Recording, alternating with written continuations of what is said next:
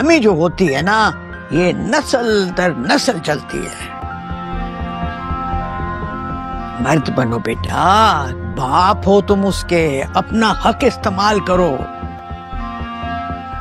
मनाओ जाके मलिक के नाम को, जितनी जल्दी हो सके ये रिश्ता पक्का करने की कोशिश करो, बल्कि करो।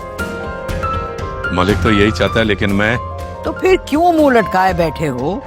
मैं कहती हूँ जल्दी करो, तैयारी पकड़ो, इससे अच्छा रिश्ता नहीं मिलने का। तुम्हें अर्शिया से बात करने की कोई जरूरत नहीं है, सीधे सिमाप के पास जाओ और अपना फैसला सुना दो। बाकी बेटी को वो खुद मना लेगी। ठीक है खाला अम्मा, लेकिन मैं पहले खुद को तो मुतमईन कर लूं। सिहाम का सवाल ठीक था, अर्शिया ने यूं ही थप्पड़ नहीं मारा होगा। इनाम मलिक ने अपनी उम्र और मर्तबे का लिहाज ना रखते हुए यकीनन कोई घटिया बात की होगी। मेरे ही घर में मेरी बेटी के साथ। खालामा ये बात मुझसे हजम नहीं हो रही। अरे तुम्हारी लड़की तो चलती फिरती मेंटल केस है, और इसीलिए तो मैं कहती हूँ कि नकेल डालो बेटा, उसको नकेल डालो। तुम्हारे बस की नहीं है ये। भाई इनाम ने क्या किया होगा, जरा घुल मिल के बात की होगी, मगर ये लड़की तो तौबा तौबा तौबा तौबा। करता हूँ खालामा से आपसे बात, लेकिन मेरा दिल। ये दिल विल क्या होता है?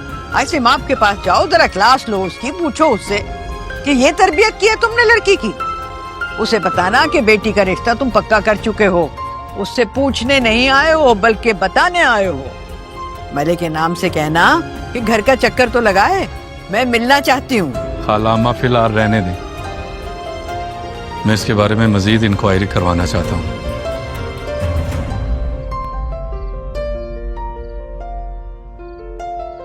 एक तो जब भी तुम क्रिकेट खेलने जाते हो ना, मार ही खा कर आते हैं। इतने बुजदिल क्यों हो तुम? मार खा के नहीं आया, गिर गया था मैं। लो भाई काशफा, मैंने तो औसाफ के कान भर दिए हैं अर्शिया के खिलाफ। अरे अम्मा, आग लगे अर्शिया को, मेरे बच्चे की हालत तो देखो। आज से तुम्हारा क्रिकेट खेलना बंद। जाओ अपने कमरे में और जिद मत करना क्रिकेट खेलने की। और फोन आनी, एक तो आपको ना हर चीज में उतनी टांग अड़ानी होती है। मैं अपनी मामा से बात कर रहा हूँ। हाय हाय, देखो तो कैसे बात कर रहा है ये। अरे अम्मा, मूड खराब है, चोट लगी है उसको। तू मेरा बेटा जा।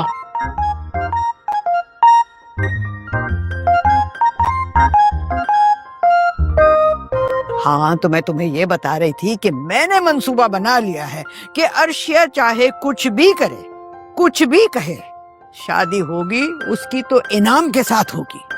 अरे अम्मा, वो तो पहले ही किसी को इतनी खातिर में नहीं लाती। इतना पैसा मिल गया तो मेरे सर पे तो वो नाचने लग जाएगी। हाय, कोई कंगला फुकरा उस पर आशिक हो गया होता तो मैं उसी वक्त हाथ पकड़ कर ना उसे रुखसत कर देती। हाय, मुझे तो बस अपने बच्चे की फिक्र है। मेरे इमाद का पीछा छोड़ दे। अगर ये इमाद से शादी करके आ गई ना, तो इस बुढ़ापे में मेरे सर का तो एक बाल नहीं छोड़ेगी, और वो बेवकूफ इमाद वो उसके सामने हाथ जोड़ के खड़ा रहेगा। और अब तुम रास्ते में रोड़े मत अटकाना, समझ गई हो ना? अरे पागल लड़की, मैं माँ हूँ, कभी तेरा बुरा सोच सकती हूँ? अरे शादी से पहले उस मलिक से बहुत कुछ निकलवाएंगे, तुम भी कहीं की कहीं पहुंच जाओगी, समझी कि नहीं?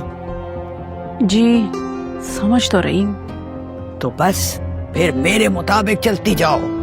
घर बुला रही हूँ मैं इनाम को, अच्छी तरह से उससे बात करना, दामाद समझ के नहीं, ब्लैंक चेक समझ के। ठीक है, जैसे आपकी मर्जी। यूं समझो कि ये मैं सब कुछ तुम्हारे लिए कर रही हूँ, और अपने बच्चे शहरोज के रोशन मुस्तकबिल के लिए। हाय अम्मा, जियो मेरी मेरी जान।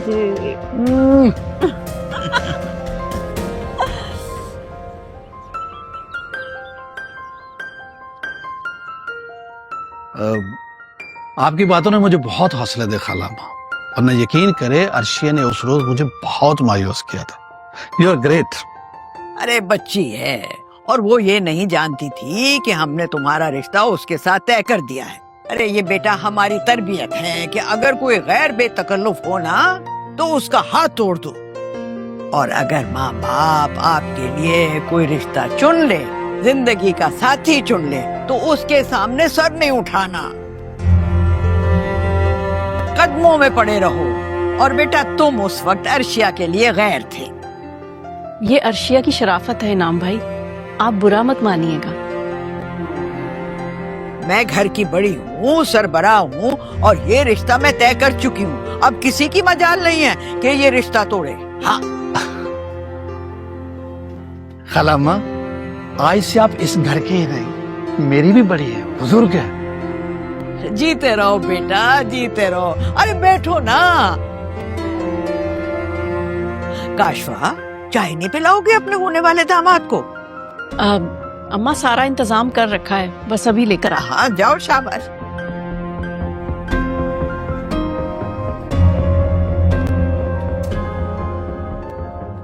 इनसे अच्छे से मिलना, मैं चाय लेकर आती हूँ।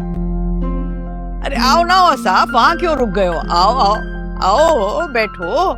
अरे अपने होने वाले दामाद से मिलो। अस्सलाम वालेकुम। वालेकुम अस्सलाम। अरे बैठो ना बेटा।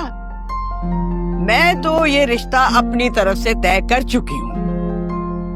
अब इनकी मर्जी है, जिस दिन चाहे आके अंगूठी पहना दे भाई। देखिए जी, मैं भी ये बाबरकत रस्म जो है बहुत जल्दी अदा करना चाहता हूँ। मैं इस सिलसिले में अपनी मिसेज से बात करूंगा,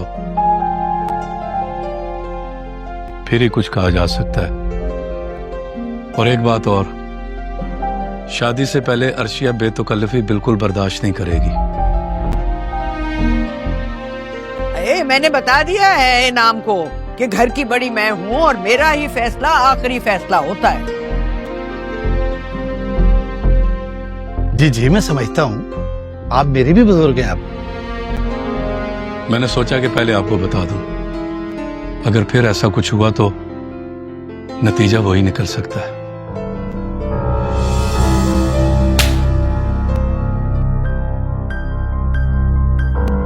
तो फिर आप हमें इल्जाम नहीं दे सकेंगे। ये क्या बातें लेकर बैठ गए हो औसाफ? कोई बात नहीं खाला अम्मा, इन्हें बात करने दे। देखिए, आप मेरे बड़े हैं, बुजुर्ग हैं, मुझे समझा रहे हैं ना, मुझे अच्छा लग रहा है। अरे जीते रहो बेटा, जीते रहो। बहुत ही सादतमंद बच्चे हो और मुझे अर्शिया के लिए ऐसा ही लड़का चाहिए था।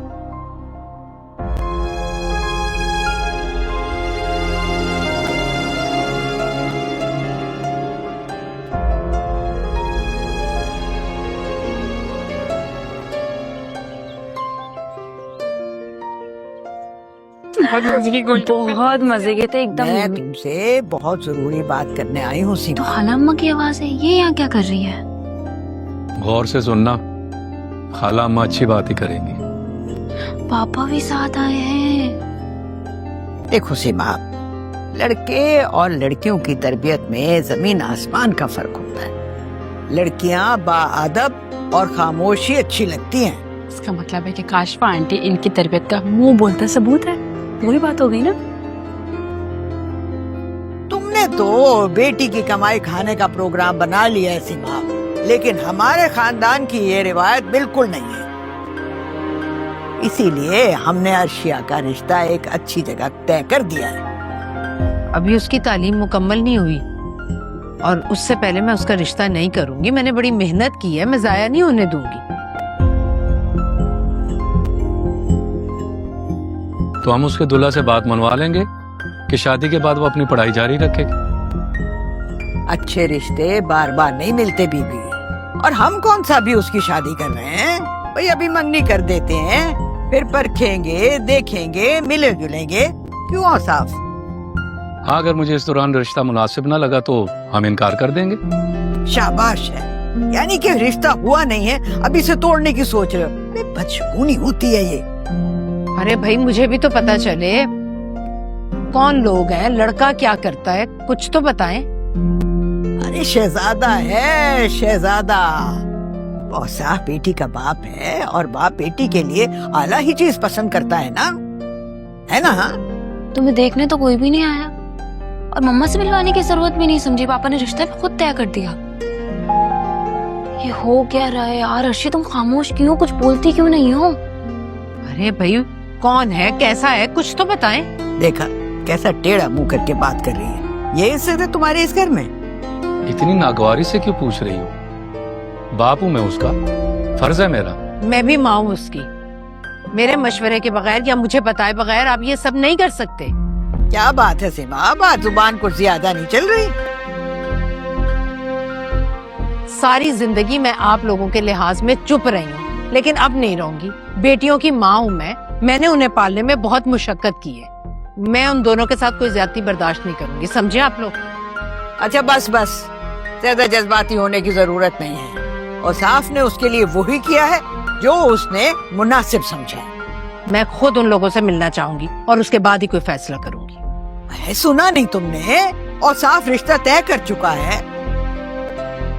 बहुत बड़ा आदमी है, संजीदा सुलझा हुआ इंसान है, पुराना जानने वाला है और साफ का उसकी कोई बात ढकी छुपी नहीं है हमसे। हाँ पापा ये किसकी बात हो रही है? क्या नाम है उस आदमी का?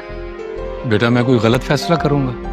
और अभी तुम छोटी हो, तुम्हें अच्छे बुरे की तमीज नहीं है। अरे इनाम मलिक नाम है उसका, बहुत पैसे वाला है और अच्छी बात तो ये है कि पैसा खर्च करना भी जानता है। क्यों ऐसा बताओ ना? मैं अरे बेटा, जिंदगी संवर जाएगी तुम्हारी। पैसा सबसे बड़ी हकीकत है, यही बात मैंने औसाफ को भी समझाई है। ओहो, I see, तो खाला अम्मा ये आपका किया धरा है, वाह। अरे खाला अम्मा मेरी बेटियों के लिए भला कैसे सोच सकती हैं? आखिर मैं भी तो। तुम मेरे घर के हर फर्द के बारे में बुरी राय रखती आ रही हो। मैं तुमसे पूछने नहीं आया, तुम्हें बताने आया हूं। और चंद रोज में बकायदा मंगनी का फंक्शन भी रख लेंगे। जब तक आप मम्मा से नहीं मिलवाएंगे मम्मा मुतमईन नहीं होंगी। अर्शी हाँ नहीं करेगी। हाँ, मिलवा देंगे तुम्हारी माँ से भी बेटा। मगर अर्शिया बेटा, एक बात याद रखना, अरे वारे न्यारे हो जाएंगे तुम्हारे, ऐश करोगी। ये सारे जो बसों वैगनों में धक्के खाती हो ना, वो सब खत्म हो जाएगा। शॉपिंग करोगी, रेस्ट करोगी और सबसे बड़ी बात तो ये कि अपनी माँ और बहन को भी अच्छी लाइफ दे सकोगी। वाह दादी जान, थैंक यू सो मच। आपने मेरे लिए इतना सब कुछ तय कर दिया। क्या बात है यार आपकी तो। मुझे मंजूर है अब्बा, मैं रेडी हूँ। अर्शी, ये क्या कह रही हो तुम? जब तक मम्मा नहीं मान लेती तुम कैसे हाँ कह सकती हो? अरे भाई अम्मी की हाँ करने की क्या जरूरत है? पापा की खाला अम्मा ने देख लिया है और उन्हें हाँ कर दी है। इनसे ज्यादा हमारा खैर ख्वाह वेलविशर है कोई नहीं ना? तो बस जो खाला अम्मा बोलेंगी वो ही होगा। वैसे भी पापा की दूसरी शादी, पापा का दूसरा सेहरा भी तो इन्होंने सजाया था।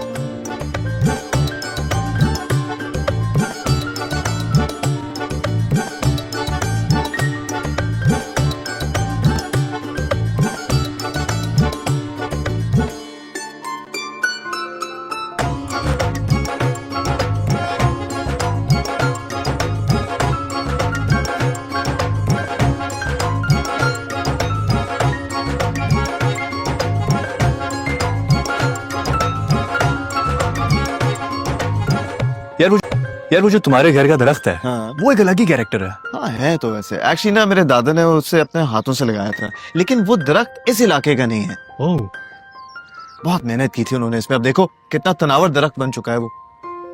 वाह यार। अनुषी की कॉल। उठाओ। अनुषी, हेलो हिमाद, कहाँ पे हो? मैं घर पर हूँ, पर तुम्हें क्या हुआ? रो क्यों रही हो? यार प्लीज प्लीज जल्दी आ जाओ और श्याम भाई को भी लेते हुए आना। अर्शी खुदकुशी करने लगी है। क्या? ये क्या कह रही हो? अच्छा मैं आ रहा हूँ। जल्दी चलो। क्या हुआ भाई, सब खैरियत तो है? अर्शी खुदकुशी कर रही है। क्या? हाँ खुदकुशी कर रही हाँ। है? चलो भाई।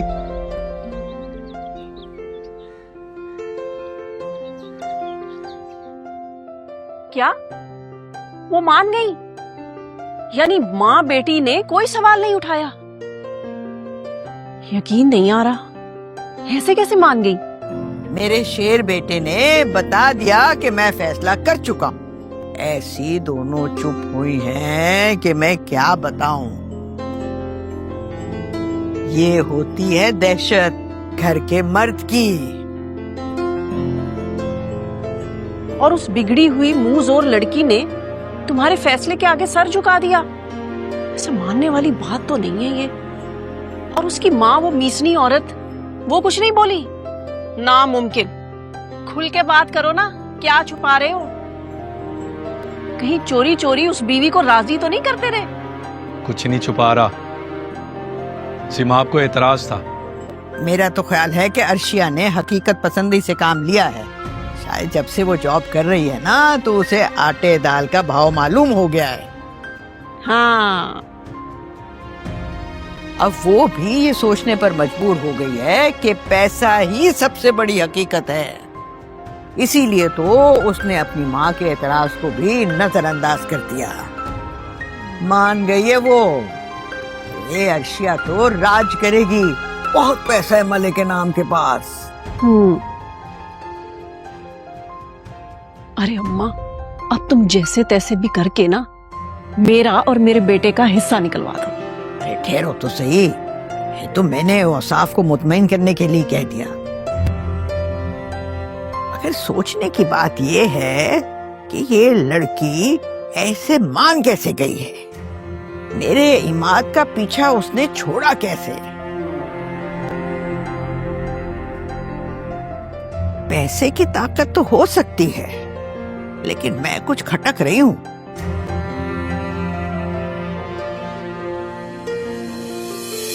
मैं होने नहीं दूंगा, आई समझ?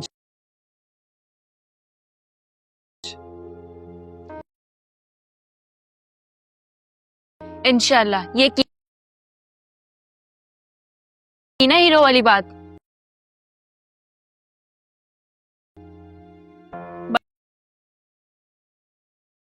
बस कर दो। वैसे ही वो इतना इतराते रहते हैं इस तरह की बात करके ना, तुम उनको और मगरूर कर तुम बस कर दो। समझ नहीं आ रही तुम्हें?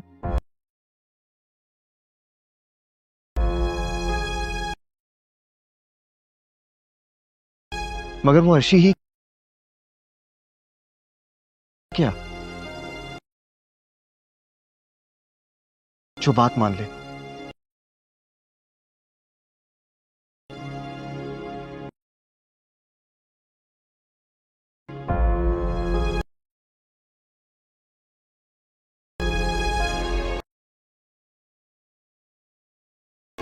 सिहाम, यार मेरी बात सुने। देखिए अर्शी, तुम मेरा हौसला थी, मेरा फख्र थी। तुमने एक गलत फैसले के आगे हार मान के मेरा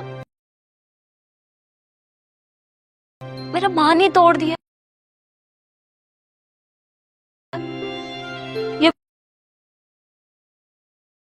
फिर ये कह लो कि मुझे ही तोड़ दिया। कम से कम अपनी मोहब्बत का ख्याल कर लेती कि इंसान तुमसे कितनी मोहब्बत करता है। बात सुने,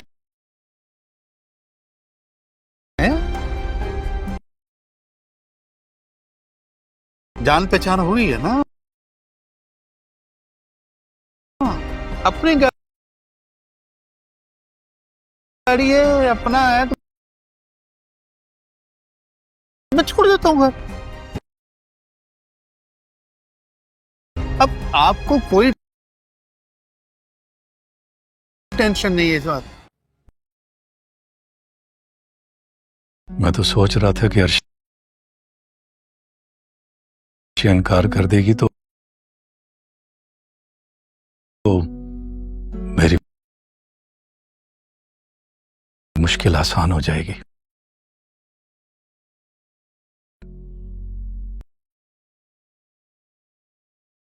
मगर उसने तो रजामंदी देकर मुझे मजीद परेशान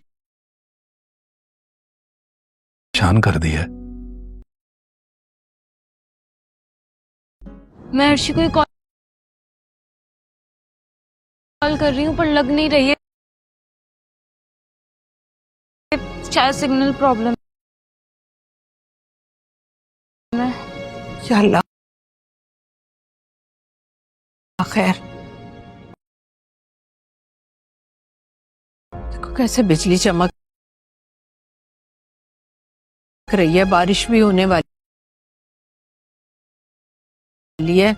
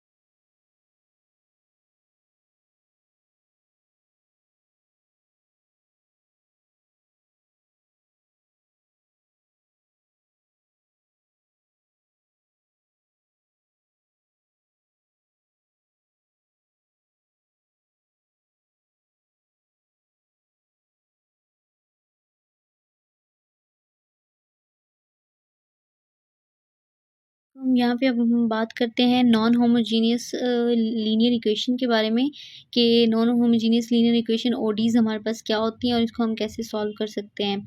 तो यहाँ पे हम देखेंगे सोल्यूशन ऑफ द इक्वेशन। हमारे पास सोल्यूशन क्या है, F of D Y is equal to F of X. ये हमारे पास इक्वेशन नंबर 1 है, where F of D is equal to, जो एफ ऑफ डी हमारे पास होता है वो किस चीज़ के इक्वल होता है, a0 D power n plus a1 D power n-1 plus a2 up to so on.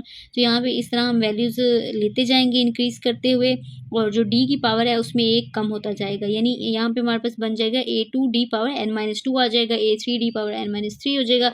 यहाँ हम इस चीज़ को ऐसे भी देख सकते हैं कि अगर हमारे पास a1 है तो n की पावर में जो d की पावर n है उसमें 1 माइनस करेंगे, a2 होगा तो 2 माइनस करेंगे, इस तरह से। तो अप टू सोन हमारे पास आ जाएगा an-1 और यहाँ पे डी हो गया क्योंकि n-1 n-n हमारे पास 0 के इक्वल हो जाता है, तो वो यहाँ पे 0 हो जाएगा प्लस an। तो ये हमारे पास जनरल फॉर्म आ गई। General solution consist of 2 parts. ये जनरल सोल्यूशन आ गया और इसके हमारे पास 2 पार्ट्स होते हैं। एक हमारे पास क्या है पार्टिकल सोल्यूशंस और दूसरा हमारे पास क्या है कम्प्लीमेंट्री सोल्यूशंस। तो ये दो हम सोल्यूशंस ले लेते हैं। जो हमारे पास कम्प्लीमेंट्री सोल्यूशन होता है can be easily find by finding root of equation. इसको हम फाइंड करते हैं किसी भी इक्वेशंस के जो रूट्स होते हैं पहले उनको फाइंड आउट कर लेते हैं, तो रूट्स के बाद ये सोल्यूशन इजीली इससे मिल जाता है।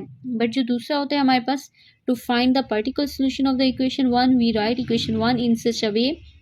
अब पार्टिकुलर सोल्यूशन फाइंड आउट करने के लिए हमने क्या करना होता है, जो इक्वेशन होती है उसको हम y of p is equal to 1 over f of d f of x लिख लेते हैं। A real number m is said to be a zero of f of d if f of m is equal to 0। तो कोई भी हमारे पास जो real number होता है वो f ऑफ d जो है ना वो f ऑफ m 0 के इक्वल होता है। तो यहाँ पे अब हमने देखा कि हमारे पास जनरल फॉर्म क्या थी होमोजेनियस इक्वेशन की, और जो बेसिक इसकी सोल्यूशन ऑफ इक्वेशन था F of D Y into F of X की इक्वल था। जनरल फॉर्म हमने देख ली। इसके 2 पार्ट्स होते हैं जिसके थ्रू हम इसके सोल्यूशंस निकाल सकते हैं। तो ये जो 2 पार्ट्स हैं इसमें कम्प्लीमेंट्री आ गया, पार्टिकुलर आ गया। कम्प्लीमेंट्री तो हम फाइंड ये सिंपल रूट्स फाइंड करके उसको फाइंड कर सकते हैं, लेकिन जो हमारे पास पार्टिकुलर सोल्यूशन है उसमें हम ये इक्वेशन लिख लेंगे। तो उसके बाद suppose F of D has n distinct 0 m1 m2 up to so on mn। अगर हम सपोज करते हैं कि एफ ऑफ डी के पास जो 0 की तादाद है वो इन्फिनिटी तक जा रही है, तो फिर हमारे पास इक्वेशन क्या बनेगी यहाँ पे 1 over F of D F of X is equal to D minus m1 D minus m2 D minus m3 up to so on D minus mn F of X. यानी जो हमारे पास नंबर्स वगैरह थे उनको हमने यहाँ पे लिख लिया। उसके बाद यहाँ पे हमारे पास क्या चीज़ बन रही है y of p is equal to 1 over F of D and F of X. यानी जो y ऑफ p हमारे पास है वो 1 ओवर डी के इक्वल आ जाता है, 1 ओवर एफ ऑफ डी के इक्वल आ जाता है और यहाँ पे एफ ऑफ एक्स हो जाता है। Now there are a possibility that F of X may be exponential trigonometric function. यानी कि हमारे पास ये पॉसिबिलिटीज़ भी हो सकती हैं। यहाँ पे वैसे तो हमने एफ ऑफ एक्स को सिंपल ले लिया, बट ये पॉसिबिलिटी भी हो सकती है कि जो हमारे पास एफ ऑफ एक्स है या तो वो ट्रिग्नोमेट्रिक फंक्शन भी हो सकता है, एक्सपोनेंशियल फंक्शन भी हो सकता है। एक्सपोनेंशियल यानी कि ई की पावर्स में हो सकता है, ट्रिग्नोमेट्री यानी हमारे पास टेन थीटा कॉस थीटा इस वैल्यू में भी हो सकती है। Algebraic function are the combination of any 2 functions. यानी कि ये हमारे पास जो एफ ऑफ एक्स है एक्सपोनेंशियल भी हो सकता है, ट्रिग्नोमेट्रिक भी हो सकता है, अलजेब्रिक भी हो सकता है यानी एक्स वाई की फॉर्म में, या फिर कम्बिनेशन भी हो सकता है 2 फंक्शंस। यानी 2 हम फंक्शंस लेते हैं, उन दोनों को हम कंबाइन कर देते हैं, तो उन दोनों का जो कॉम्बिनेशन आता है एक न्यू फंक्शन बनता है, तो वो उस फॉर्म में भी हो सकता है। मतलब ये नहीं है कि जस्ट एफ ऑफ एक्स हमारे पास पार्टिकल सोल्यूशन ही होगा, ये हमारे पास डिफरेंट टाइप का हो सकता है, एक्सपोनेंशियल हो सकता है, ट्रिग्नोमेट्रिक हो सकता है। तो इस तरह से 2 पार्ट्स को। तो यहाँ पे हम अगर देखें कि y of p 1 of d हमारे पास साइन ए एक्स के इक्वल है, तो y ऑफ p जो है ना हमारे पास cos के भी इक्वल आ जाएगा। मतलब हम साइन के इक्वल भी ले लेंगे, cos के इक्वल भी ले लेंगे। उसके बाद अब हम यहाँ पे कुछ 3-4 हमारे पास कैरेक्टरिस्टिक हैं, हम उनको देखते हैं कि replace D square into minus A square we can not replace into minus A square. यानी कि जो डी स्केयर है उसको हम क्या करते हैं ए स्केयर में तो रिप्लेस कर सकते हैं, बट उसको नेगेटिव ए स्केयर में रिप्लेस नहीं कर सकते। If d3 is given we split it as d into D square, then put D square is equal to minus A square. यानी कि सबसे पहला हमारा जो पार्ट है हम क्या करेंगे कि डी स्केयर को रिप्लेस कर लेंगे माइनस ए स्केयर में। उसके बाद जो अगर हमारे पास d3 आ जाता है, डी स्केयर की वैल्यू तो हमारे पास माइनस ए स्केयर है, लेकिन अगर वही चीज़ हमारे पास d3 में आ जाती है तो उसको हम कैसे कर सकते हैं, उसको करने के लिए हम d डॉट डी स्केयर लिख लेंगे। तो डी स्केयर की जगह पे उसकी वैल्यूज पुट कर लेंगे और इस तरह से d हमारे पास रिमेनिंग में बच जाएगा। सेकेंड इसका जो हमारे पास अजम्पशन है, if case fail mean F of D is equal to 0, then firstly derivate F of D, then write A X in numerator and. यानी कि अगर हमारे पास केस फेल हो जाता है किसी भी सिचुएशन में, हमारे पास आंसर ही नहीं आता और वैल्यू हमारे पास 0 की इक्वल हो जाती है, तो जब वैल्यू 0 की इक्वल होती है तो केस फेल हो जाता है। देन हम क्या करते हैं कि हम एफ ऑफ डी को डेरिवेट कर लेते हैं, ठीक है, उसका हम डेरिवेटिव ले लेते हैं। देन राइट ए एक्स को हम न्यूमिनेटर में लिख लेते हैं, ठीक है। डेरिवेटिव लेने के बाद ए एक्स को हमने न्यूमिनेटर में लिख लिया। And after this again putting D square, और इसके बाद फिर हम जब उसका डेरिवेटिव लेंगे तो वो डी स्केयर के इक्वल आ जाएगा, और उसको अगेन जो डी स्केयर है उसको हम पुट कर लेंगे माइनस ए स्केयर के साथ। यानी ये कंपल्सरी है, हमारे पास बेशक वैल्यू ज़ीरो भी आ जाएंगी तो भी हम डेरिवेटिव करके हम डी स्केयर को निकाल लेंगे और वहाँ पे उसकी वैल्यूज जो पुट कर लेंगे। उसके बाद हमारे पास है कि if D minus one is left in denominator then x and multiplying and dividing by d minus one to form d। अब अगर डिनोमिनेटर में हमारे पास d माइनस वन आ रहा है तो हम उसको डी स्केयर में कैसे करेंगे, क्योंकि डी स्केयर तो हमने हर हाल में बनाना है, तो उसको करने के लिए हम पहले उसको मल्टीप्लाई करेंगे फिर उसको डिवाइड कर देंगे। ठीक है, डिवाइड जब मल्टीप्लाई भी हो जाएगा d के साथ डिवाइड भी हो जाएगा तो ऑटोमेटिकली हमारे पास डी स्केयर आ जाएगा और वो हमारे पास डिनोमिनेटर में आ जाएगा, फिर हम उसकी वैल्यूज़ जो हैं वहाँ पे पुट कर लेंगे। उसके बाद again putting D square is equal to minus A square to form denominator a constant number. तो डिनोमिनेटर में हमारे पास डी माइनस वन आ चुका था, उसको अगेन हम डी स्केयर की जगह पे माइनस ए स्केयर पुट कर लेंगे ताकि हमारे पास जो डिनोमिनेटर है वो कांस्टेंट नंबर बन जाए, और अगेन उसकी वैल्यूज़ वगैरह पुट कर लेंगे। In numerator D minus one sine x A x means, तो D minus one sine A x, D sine A x, derivative of sine x, तो यहाँ पे ये सब का हमने डेरिवेटिव वगैरह ले लिया। After this we will get required solution, तो इसके बाद हमें जो रिक्वायर्ड सोल्यूशन है वो मिल सकता है। तो यहाँ पे हमने देखी कुछ प्रॉपर्टीज़ थी, उनको फिल करके ही हम जो है ना वो ये non homogeneous equation find out कर सकते। 0 D power N plus A one D power N minus one plus A two up to so on. तो यहाँ पे इस तरह हम वैल्यूज़ लेते जाएंगे इंक्रीज़ करते हुए, और जो d की पावर है उसमें एक कम होता जाएगा। यानी यहाँ पे हमारे पास बन जाएगा A two D power N minus two आ जाएगा, A three D power N minus three हो जाएगा। या हम इस चीज़ को ऐसे भी देख सकते हैं कि अगर हमारे पास ए वन है तो एन की पावर वन में जो d की पावर n है उसमें वन माइनस करेंगे, ए टू होगा तो टू माइनस करेंगे, इस तरह से। तो अप टू सोन हमारे पास आ जाएगा ए एन माइनस वन, और यहाँ पे डी हो गया क्योंकि n minus one n minus N हमारे पास जीरो के इक्वल हो जाता है, तो वो यहाँ पे जीरो हो जाएगा प्लस ए एन।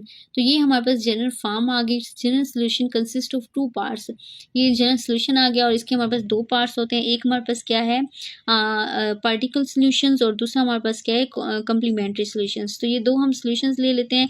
जो हमारे पास कम्प्लीमेंट्री सोल्यूशन होता है can be easily find by finding root of equation. इसको हम फाइंड करते हैं, किसी भी इक्वेशंस के जो रूट्स होते हैं पहले उनको फाइंड आउट कर लेते हैं, तो रूट्स के बाद ये सोल्यूशन इजीली इससे मिल जाता है। बट जो दूसरा होता है हमारे पास, to find the particular solution of the equation one we write equation one in such a way. अब पार्टिकुलर सोल्यूशन फाइंड आउट करने के लिए हमने क्या करना होता है, जो इक्वेशन होती है उसको हम y of p is equal to one over F of D F of X लिख लेते हैं। A real number m is said to be a zero of F of D if F of m is equal to zero. तो कोई भी हमारे पास जो real number होता है वो एफ ऑफ डी जो है ना वो एफ ऑफ m जीरो के इक्वल होता है। तो यहाँ पे अब हमने देखा कि हमारे पास जनरल फॉर्म क्या थी होमोजीनियस इक्वेशन की, और जो बेसिक इसकी सोल्यूशन ऑफ इक्वेशन था F of D Y into F of X की इक्वल था। जनरल फॉर्म हमने देख ली, इसके दो पार्ट्स होते हैं जिसके थ्रू हम इसके सोल्यूशंस निकाल सकते हैं। तो ये जो दो पार्ट्स हैं इसमें कम्प्लीमेंट्री आ गया, पार्टिकुलर आ गया। कम्प्लीमेंट्री तो हम फाइंड ये सिंपल रूट्स फाइंड करके उसको फाइंड कर सकते हैं, लेकिन जो हमारे पास पार्टिकुलर सोल्यूशन है उसमें हम ये इक्वेशन लिख लेंगे।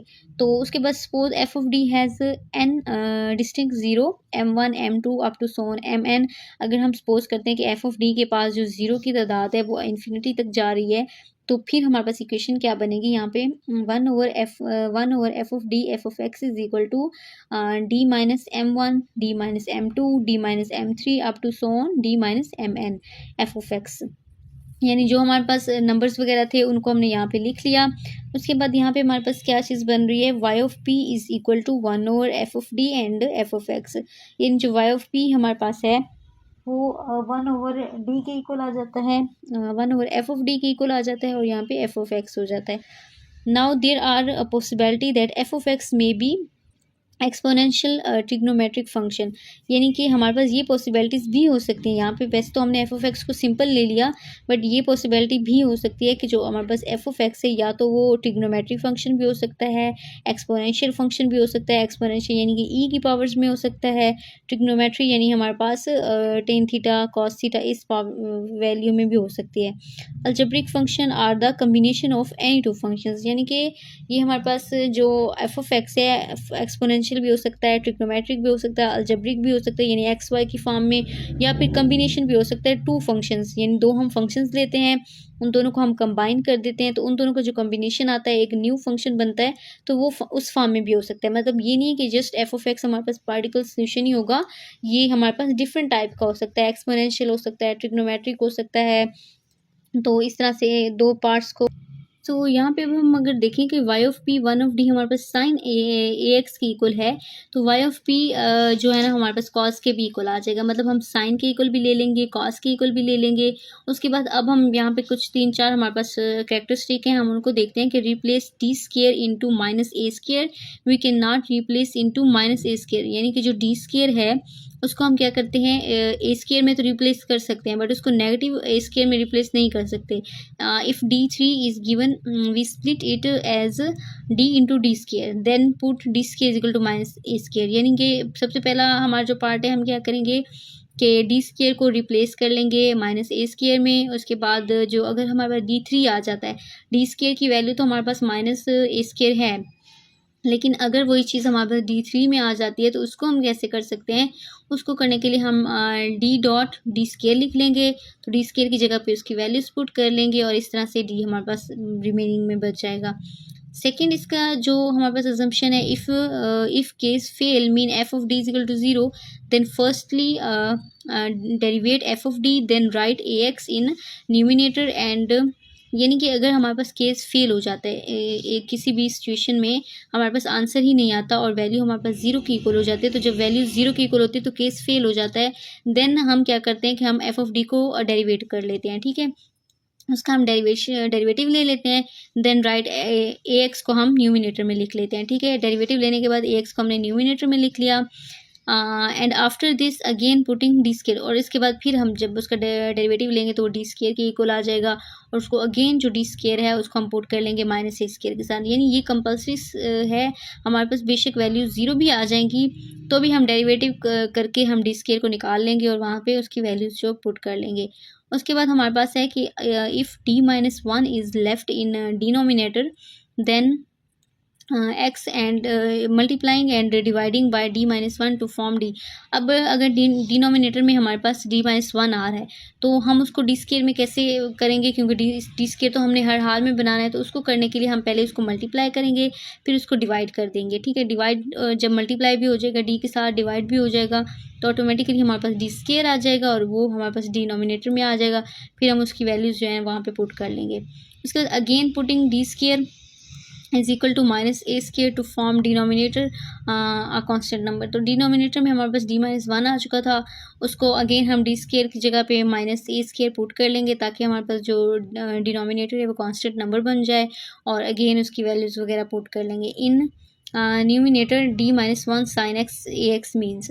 तो d minus 1 sine A x, D sine A x, derivative of sine x, तो यहाँ पे सब का हमने डेरिवेटिव वगैरह ले लिया। After this we will get required solution, तो इसके बाद हमें जो रिक्वायर्ड सोल्यूशन है वो मिल सकता है। तो यहाँ पे हमने देखी कुछ प्रॉपर्टीज़ थी, उनको फिल करके ही हम जो है ना वो ये non homogeneous equation find out कर सकते हैं।